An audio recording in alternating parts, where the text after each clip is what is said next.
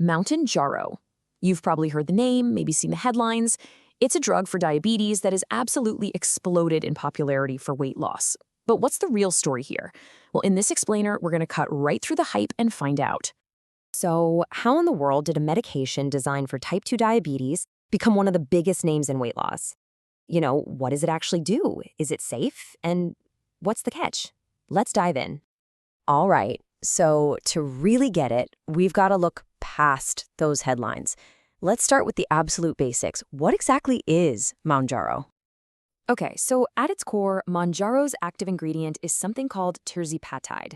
And yeah, that technical name is a total mouthful, a dual GIP and GLP-1 receptor agonist, but don't worry about that for a second, we'll break it down in a bit. The main thing you need to know right now is that its official FDA-approved job is to treat type 2 diabetes, and it comes in a pretty simple once-a-week injection pen. And this brings us to a super important term, off-label use.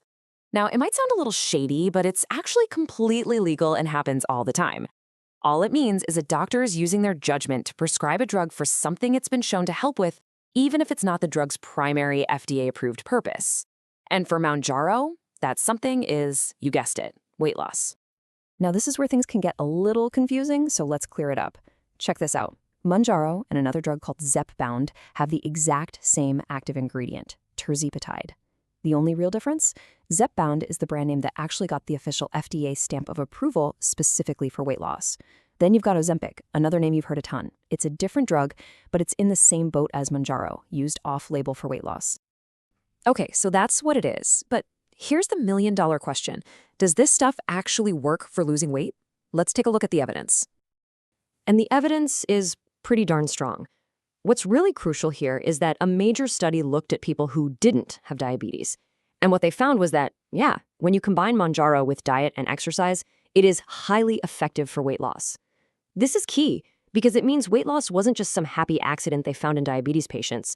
It was the specific thing they were testing. So who are we talking about here? Who would a doctor typically prescribe this to off-label? Well, generally, they're looking at adults with a BMI of 30 or higher, which is classified as obesity, or adults with a BMI of 27 or higher who also have at least one other weight-related health issue going on, like high blood pressure or high cholesterol. Okay, so we know it works, but how does it work? What is actually happening inside your body? Let's get into the science of it all, but don't worry, we're going to keep it simple. Remember that super complicated drug class name from before? This is where it all clicks into place. Think of Mounjaro as a master key that works on two different hormone pathways in your body, GIP and GLP-1. By mimicking these hormones, it does two really powerful things. First, it sends signals to your brain that basically turn down your appetite, and at the same time, it slows down how quickly your stomach empties. The result of that combo? You feel full, you stay full longer, and you just naturally end up eating less. And it's not a situation where you just jump in at the highest dose. It's a journey. Doctors start patients on a really low dose, and then, month by month, they slowly ramp it up. This gradual increase helps your body get used to it and helps find the most effective dose for you as an individual. Okay, we've talked about the upside, but every medication has a flip side. It is absolutely crucial that we talk about the potential side effects and warnings that come with Mounjaro. It's time for the reality check. First up, the more common stuff. Like a lot of meds, especially when you first start, you might run into some digestive issues.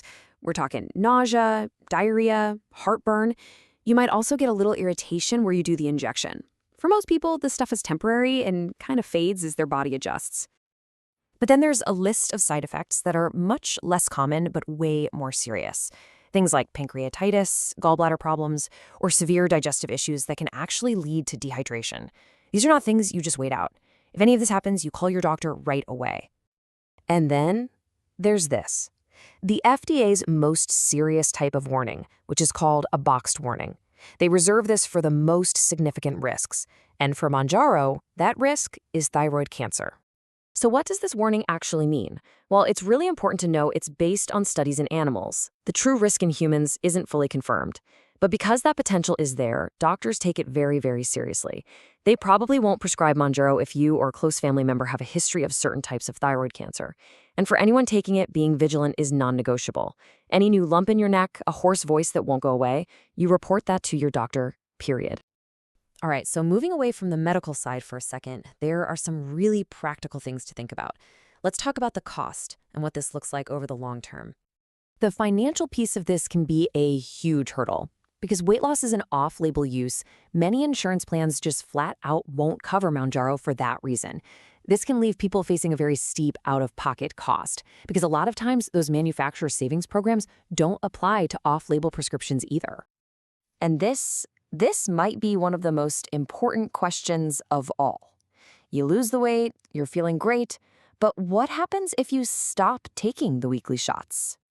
Well, the research on this is pretty clear and honestly a little sobering. A huge study in 2024 called SURMOUNT-4 found that people who stopped taking the drug after about 9 months, well, they regained more than half the weight they had lost within the next year.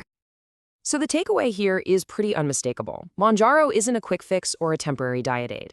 All the evidence is pointing to the fact that it's a long-term treatment that's needed to manage what is, for many, a chronic health condition. So let's just quickly recap the big points. 1. Mounjaro is effective for weight loss, but this is an off-label use. 2. It works by targeting hormones that control your appetite and digestion. 3. It has a list of side effects, including that really serious boxed warning about thyroid cancer risk. And 4. To keep the results, treatment is probably long-term, and that means cost can be a massive factor. And that kind of leaves us with this final thought. As powerful new drugs like this completely reshape the conversation around weight management, they're also forcing us to ask a bigger, deeper question. It's not just about the science of losing weight anymore, it's about the personal, financial, and medical realities of what it actually takes to sustain it.